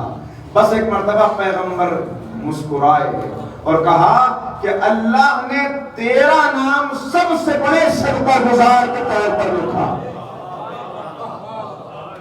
سب سے بڑا صدقہ۔ یہ کس کا پیغام؟ قرآن کا پیغام، انبیاء کا پیغام اور امام کا پیغام۔ پھر بات آ گئی تو یہیں سے بات چھوٹ میں جیسے بھی عرض کر دیتا ہوں۔ شعیب نام ہے راوی کا، کہتا ہے میں امام کی خدمت میں ایک دن پہنچا تو امام نے کہا کہ شعیب جاؤ، حج کا موقع ہے، جمع ہے، کہا جاؤ تمہیں طواف میں، بہت مختصر کر کے اس واقعے کو سنا دوں تاکہ صرف پیغام پہنچ جائے۔ کہا کہ طواف کے موقع پر تمہاری ملاقات اہل مغرب میں سے ایک شخص سے ہوگی، جب تمہاری اس سے ملاقات ہو میرے بارے میں سوال کرے گا، تم بتا دینا اپنے سوالات پوچھے گا یہ جاننے کے لیے کہ کیا تم واقعی میرے شاگرد ہو، چاہنے والے ہو، صحابی ہو، جواب دے دینا. پھر مجھ تک آنا چاہے گا تو اس کو لے آنا. جی مولا. طواف کے دوران وہ شخص ملا، آیا، آپ شعیب ہیں؟ کہا کہ میرا نام یعقوب ہے. اور اس کے بعد وہ کہا کہ میں چاہتا تھا کسی صاحب علم تک جاؤں، خواب میں مجھ کو بتایا گیا میں آپ تک آؤں، میں آپ تک پہنچ گیا. اور اب امام کے بارے میں سوال کیا، بس میں نے مختصر کیا، پہنچا امام کی خدمت میں. جب امام کی خدمت میں پہنچا، ملاقات ہوئی، سوالات ہوئے، اور اس کے بعد امام نے اس سے کہا تم نے کل اپنے بھائی سے جھگڑا کیا، تم دونوں بھائیوں نے ایک دوسرے کو گالیاں دی. اسے کہ باتیں ہونے لگی تو باتوں میں اس نے کہا کچھ مجھے نصیحت فرمائی ہے. امام کا علم، امام کا فضل میں آپ تک آ گیا، اب نصیحت. امام نے کہا کہ تم نے اپنے بھائی سے جھگڑا کیا، تم نے ایک دوسرے کو گالیاں دی. یاد رکھو ہم ہرگز اس کی اجازت نہیں دیتے، اور جو اپنے بھائی سے رشتہ توڑے اور اس کے لیے گالی زبان پر لائے اس کا ہم سے کوئی تعلق نہیں رہ جاتا. اب تمہیں اپنے اس عمل پہ بڑا پچھتاوا ہوگا. دیکھیں چونکہ یہ تو ابھی آیا نا امام کی خدمت میں، شاید اگر پہلے سے امام کی خدمت میں موجود ہوتا تو اس سے پہلے معصومین کی سیرت میں یہ بات موجود ہے کہ امام نے کہا چلے گا اب تمہارا ہم سے کوئی تعلق نہیں، مگر اس کو تو اصلاح کرنی ہے، بتانا ہے. لہٰذا امام نے کہا کہ تمہیں پچھتاوا، بہت پچھتاوا ہوگا، اس لیے کہ تمہارا وہ بھائی جو تم سے جدا ہو گیا اب تمہاری اس سے ملاقات نہیں ہو سکے گی، وہ وطن واپس نہیں پہنچ پائے گا، راستے میں ہی اس کا انتقال ہو جائے گا، اب تم اپنے بھائی سے مل نہیں پاؤ. تو یہ رونے لگا، یہ رونے لگا، اور خیال آیا دل میں کہ کاش پہلے. کہا کہ مولا، پھر امام نے کہا سبب نہیں پوچھو گے اس کا؟ کہا اس کے راستے میں مر جانے کا سبب تم دونوں کا آپس میں قطع تعلق کر لینا ہے. یہ قطع رحمی، اس قطع رحمی کی وجہ سے اس کی عمر کم کر دی گئی، اور اب راستے میں ہی اس کا انتقال ہو جائے، پہنچ نہیں پائے گا. تو ایک مرتبہ انہوں نے کہا اور مولا میں کہا تمہاری عمر بھی کم کر دی گئی تھی، مگر اپنے بھائی سے جھگڑے کے بعد، اپنے بھائی سے اختلاف کے بعد تمہاری ملاقات اپنی پھوپھی سے ہو گئی جو تم سے اٹھی ہوئی تھی، مگر تم نے ان سے معاملات صاف کر لیے اور اپنی پھوپھی کے ساتھ نیکی کی، اس لیے تیری عمر پھر اضافہ کر دی گئی، پھر بڑھا. معاف کر دینا، عزت کا صدقہ دے. آج یہی چیز ہے جو جس پہ سب سے زیادہ امام زور دے رہے ہیں، صلہ رحمی، صلہ رحمی اور غریبوں اور محتاجوں کا. پھر راضی کا بیان بس مختصر کر رہا ہوں باتوں کو، وقت بھی تمام ہو جا رہا ہے. ایک مرتبہ کے صلوات پڑھ دیں محمد والا.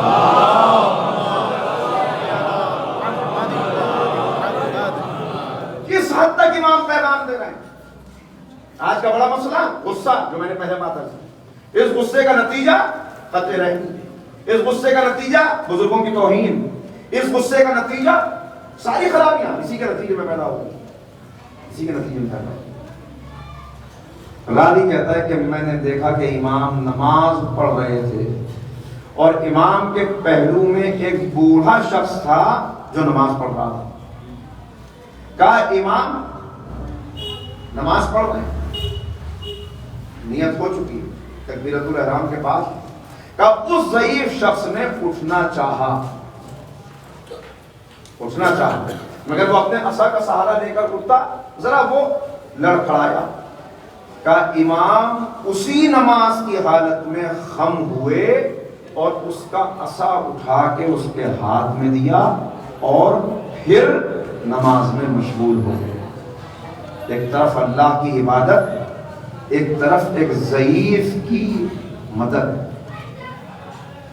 یہ ہے امام کی سیرت، یہ ہے امام کے کام. یہ ہوگا کب؟ یہ ہوگا اسی وقت. کوئی صفات جو بیان کی گئی تو کون ہے؟ اللہ کے بندے جن سے اللہ محبت کرتا ہے، جن سے محبت کرتا ہے. تو بات کو مکمل کر دوں اور بس یہیں پہ بات تمام ہو جائے. ایک مرتبہ مل کے اور صلوات پڑھ دیں محمد.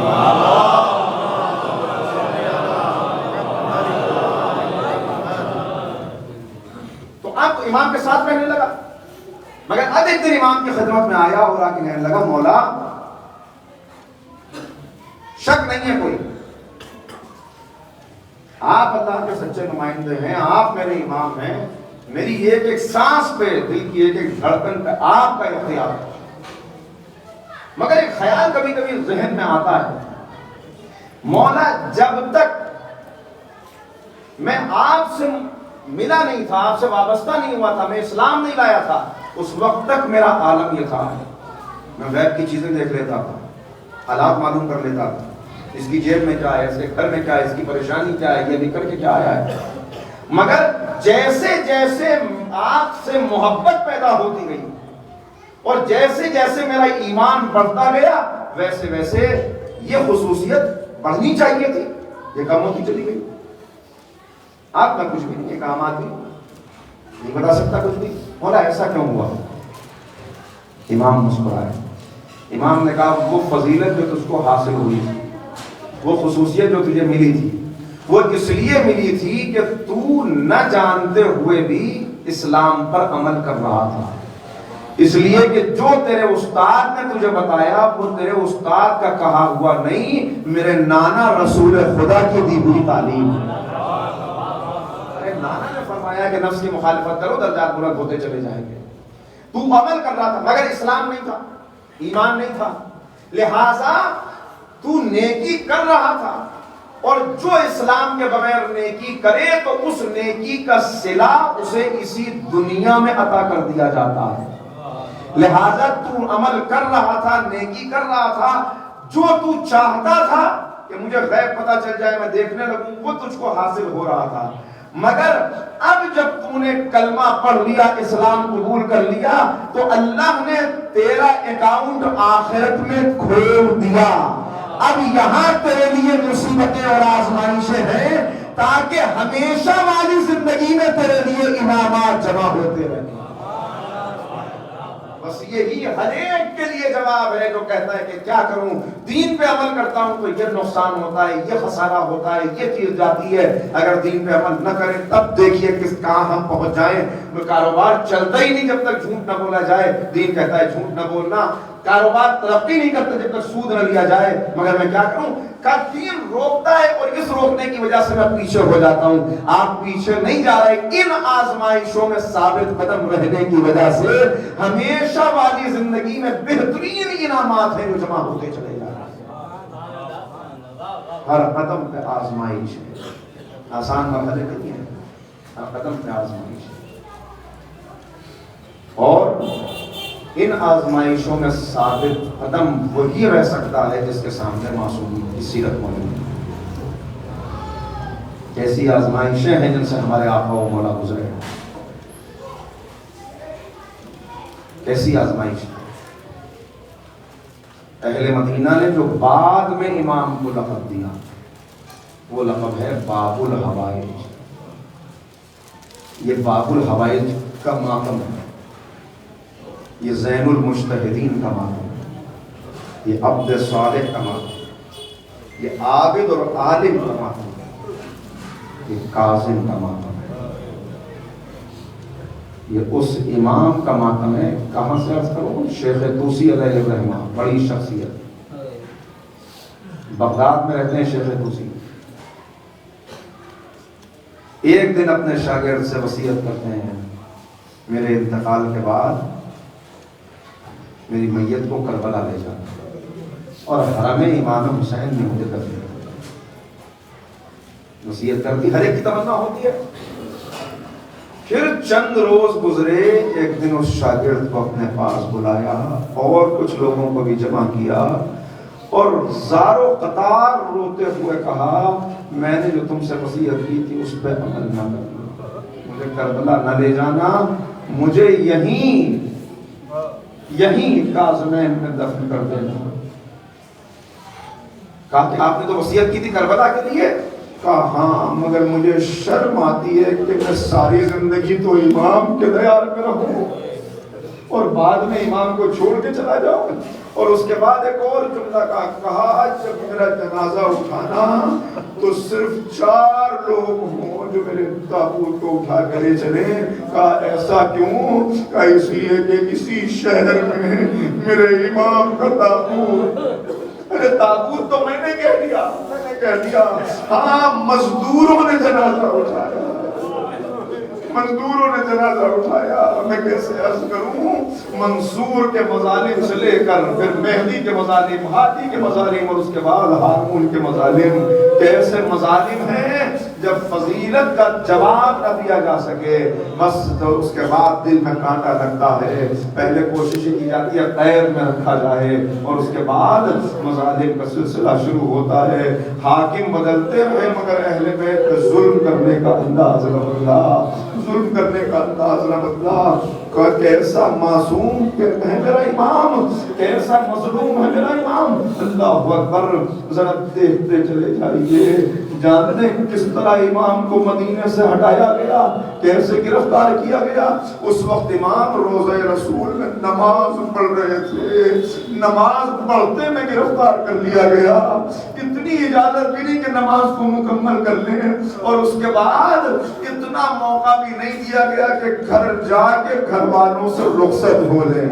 بس امام علی رضا علیہ السلام ساتھ میں ہیں، بہنیں انتظار کر رہی ہیں، بیٹیاں انتظار کر رہی ہیں، مگر امام کو مسجد ہی سے گرفتار کر کے بصرے کی طرف روانہ کر دیا گیا. اور امام مڑ کے روضہ رسول کو دیکھتے جاتے تھے اور کہتے جاتے تھے نانا میں آپ سے اس امت کی شکایت کرتا ہوں. نانا آپ کے نواسے کے ساتھ یہ برتاؤ کیا جا رہا ہے. میں ہاتھوں کو جوڑ کے اتنا عرض کروں، ہاں سید الشہداء کی رخصت بھی عظیم رخصت تھی، مگر اتنی مظلومیت کے باوجود امام حسین کو اتنا وقت تو مل گیا کہ اپنی بیٹی کو سینے پہ بھی لٹا لیا، کہہ بھی دیا سکینہ خدا حافظ. مگر ہائے اسیر بغداد، ہائے میرے مظلوم امام. بیوی فاطمہ معصومہ عمر انتظار کرتی رہی، بہنیں انتظار کرتی رہی، مگر امام واپس نہ جا سکے. ارے 19 بیٹوں کے ہوتے ہوئے 37 اولادیں ہیں امام کی، 19 بیٹے ہیں، 18 بیٹیاں ہیں، 19 بیٹوں کے ہوتے ہوئے جس کا جنازہ ایک کمبل میں لپیٹ کے مزدوروں نے اٹھایا اور جب چلے تو یہ کہتے ہوئے چلے اے لوگوں یہ اس کا جنازہ ہے جو یہ کہتا تھا میں رافضیوں کا امام ہوں، جو دعوے امامت کرتا تھا یہ اس کا جنازہ ہے. اللہ اکبر. کیسی رخصت. بس امام کو جو امام رضا نے وصیت کی تھی وہ ایک وصیت یہ تھی، اے میرے لال میرے جانے کے بعد جب تک میری کوئی خبر نہ آئے تو تم اپنے غلاموں کے ساتھ گھر کے دروازے پر ہی سونا. کیا مطلب تھا؟ یعنی امام کو حکومت کی طرف سے اتنا خطرہ تھا کہ حفاظت کے لیے تم دروازے پر رہنا. راوی کہتا ہے غلام امام کا روایت کرتا ہے کہ ایک رات میں نے دیکھا کہ امام بستر پہ موجود نہیں، میں پریشان ہوا. آخر امام کا تشریف لے گئے، سب گھر والوں کو بتایا کہ امام بستر پہ موجود نہیں. سب پریشان تھے کہ امام کہاں گئے. کہا جب صبح ہوئی اور دن چڑھ گیا تب امام تشریف لائے. اس عالم میں کے بال بکھرے ہوئے تھے، گریبان چاک تھا. میں نے پوچھا مولا آپ کہاں تشریف لے گئے؟ کہا اپنے بابا کو غسل دینے گیا، اپنے بابا کو غسل دینے گیا تھا. میرا بابا میں یتیم ہو گیا. سجاداروں گھر میں قرآن بپا ہوا. ایک مرتبہ بھائی بہن سوال کرتے بابا نے کوئی وصیت وقت آخر کی. کہا وصیت یہ کی اے میرے لال ان زنجیروں کو جدا نہ کرنا، مجھے اسی طرح دفنا دینا، کہنا اسی طرح دفنا تاکہ جب میں نانا کی خدمت میں پہنچوں تو اسی طرح.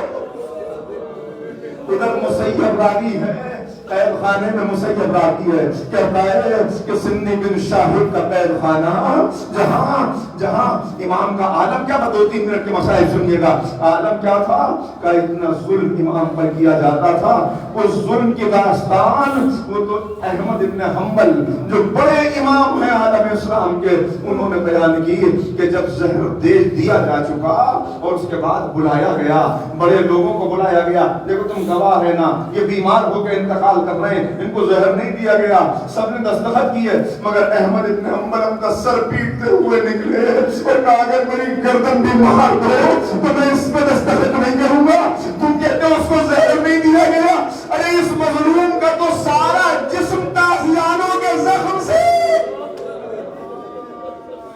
سر سے پیر تک اس کے تازیانے ہیں، اس کے کتنے زخم لگائے گئے ہیں۔ مسیب کہتے ہیں کہ جب انگوروں میں امام کو زہر دے دیا گیا، امام نے کہا مجھے زہر دے دیا گیا ہے، آج سے تیسرے دن میرا انتقال ہو جائے گا، میں مالک حقیقی سے جا ملوں گا۔ اور اس کے بعد امام نے کچھ وصیتیں کرنی شروع کی، مسیب کہتے ہیں کچھ بتایا کہ تیسرے دن وہی وقت تھا کہ میں امام کے پاس تھا، امام کا غلام موجود تھا کہ این مصیبت ہم نے دیکھا قید خانے میں ایک نوجوان برآمد ہوا، بال بکھرے ہوئے، بابا کہ آگے مظلوم کے سینے سے لگ گیا، اور اس کے بعد کچھ راز و نیاز ہوتا رہا۔ میں نے پوچھا کہ یہ کون، غلام سے سوال کیا یہ کون، کہا یہ ان کے بیٹے امام علی رضا ہے۔ میں ہاتھوں کو جوڑ کے اتنا کہوں اے مولا، وقت آخر بابا کے سینے سے لگنے کی سعادت تو مل گئی، مولا اعجاز سے تشریف تو لے آئے، مگر آئے سید سجاد لیجئے۔ امام نے غسل دیا، کفن پہنایا، اور اس کے بعد جنازہ لا کے بغداد کے پل پہ رکھ دیا گیا۔ جانتے ہیں علماء نے لکھا کہ اس کا سبب کیا تھا، رات کی تاریکی میں بغداد کے پل پر سواریوں کی آمد و رفت رہتی تھی، لوگ باہر سے آتے تھے، اس لیے جنازے کو رکھا گیا کہ رات کی تاریکی میں جب سواریاں ادھر سے ادھر گزرے تو مظلوم کا لاشا ٹاپوں سے پامال ہو جائے، مگر قدرت کو یہ ظلم منظور نہ تھا، میرا جنازہ رکھا، ادھر کی سواریاں ادھر رکی ہیں، ادھر کی سواریاں ادھر رکی ہیں، بڑا سواریوں کو آگے بڑھایا جاتا ہے مگر بڑھتی نہیں۔ ایک مرتبہ لوگ اترے، ماجرا کیا ہے، اب جو آگے دیکھا امام کا لاشا، اب تک ہاتھوں میں زنجیریں، پیروں میں بیڑیاں۔ ایک مرتبہ پوچھا کون، یہ کون ہے، کوئی بتانے والا نہیں۔ اس کی خبر سلیمان عباسی کو ہوئی، حاکم کا چچا تھا۔ ایک مرتبہ کہا ہائے ہائے ایسا ظلم، ہاں یہ بے وارث نہیں ہے، میں وارث موجود ہوں۔ لوگوں سے کہا آؤ غریب کا جنازہ شان سے اٹھائیں گے، مظلوم کی میت شان سے اٹھائیں گے۔ سلیمان آ گیا اور اس کے بعد بڑے دھوم سے جلوس کی صورت میں جنازہ چلا۔ میں ہاتھوں کو جوڑ کے کہوں گا اے مولا آپ غریب الوطن ہیں، اے مولا آپ غریب الوطن ہیں۔ امام حسن بن زہر سے شہید ہوئے مگر بھائی بہن موجود تھے، مگر ہائے آپ کو عالم غربت میں تنہائی میں زہر سے تڑپ تڑپ کے آپ کی شہادت ہوئی، مگر اس کے باوجود آپ کا تابوت تو اٹھ گیا، مگر آئے غریب زہرا۔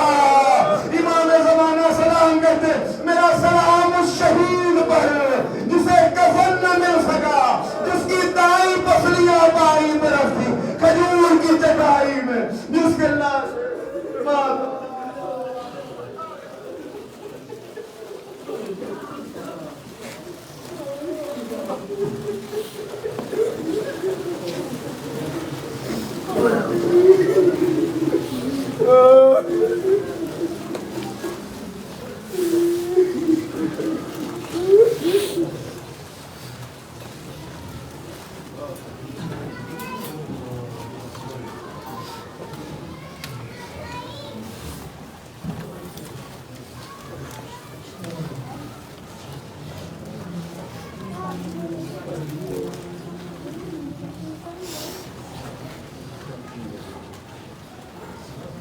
Hey!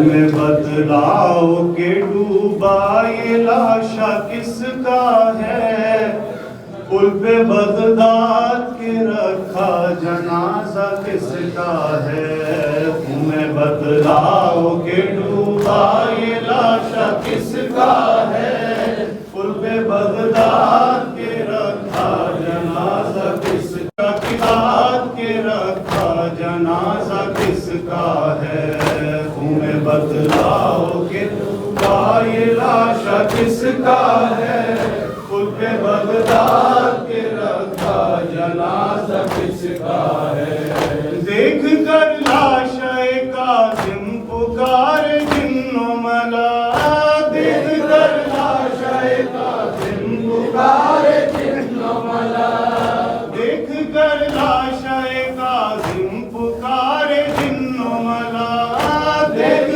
کر لاشا کاظم پکار جن و ملا لاشا مزدوروں نے ہائے اٹھایا کس کا ہے پل پہ بغداد کے رکھا جنازہ کس کا ہے میں بدلاؤ کے ڈوبا یہ لاشا کس کا ہے پل پہ بغداد کے رکھا جنازہ کس کا ہے جس نے کاٹے ہیں برس 14 قید خانے میں جس نے کاٹے ہیں برس 14 قید خانے میں جس نے کاٹے ہیں برس 14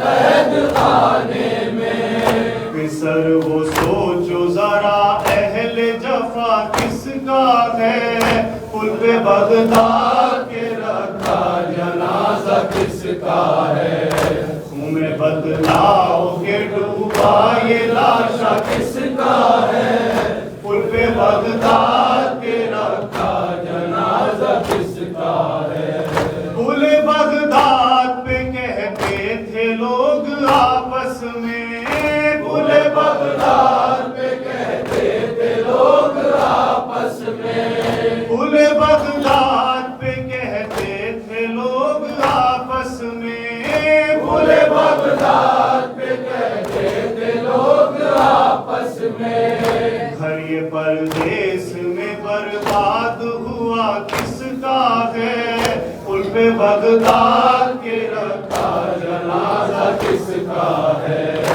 میں بدلاؤ کے ڈوبا یہ لاشا کس کا ہے پل پہ بغداد کے رکھا جنازہ کس کا ہے پل پہ بغداد کے رکھا جنازہ کس کا ہے ساتھ ہیں آپ کے ہم غم میں سبھی مولا رضا ساتھ ہیں آپ کے ہم غم میں سبھی مولا رضا ساتھ ہیں آپ کے ہم غم میں سبھی مولا رضا ساتھ ہیں آپ کے ہم غم میں سبھی مولا رضا آج گھر گھر میں بچھا فرش عزا کس کا ہے پل پہ بغداد کے رکھا جنازہ کس کا ہے پل پہ بغداد کے رکھا جنازہ کس کا ہے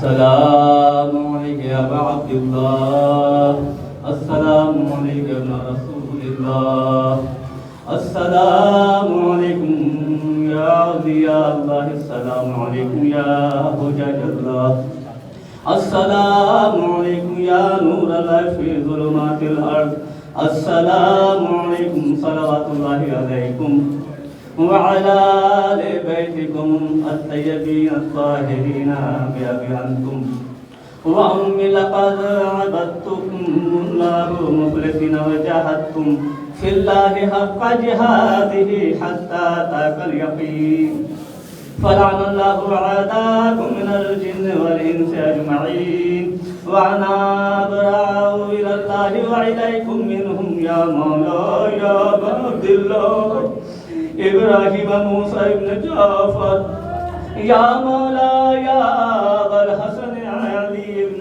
موسى يا مولاي يا أبا جعفر يا محمد ابن علي يا مولاي يا أبا الحسن علي ابن محمد وأنا مولا لكم مؤمن بسركم وجهركم متضيف بكم في يومكم هذا وهو يوم الأربعاء ومستجير بكم فأضيفوني وأجيروني بآل بيتكم الطيبين الطاهرين جميعا ورحمة الله وبركاته.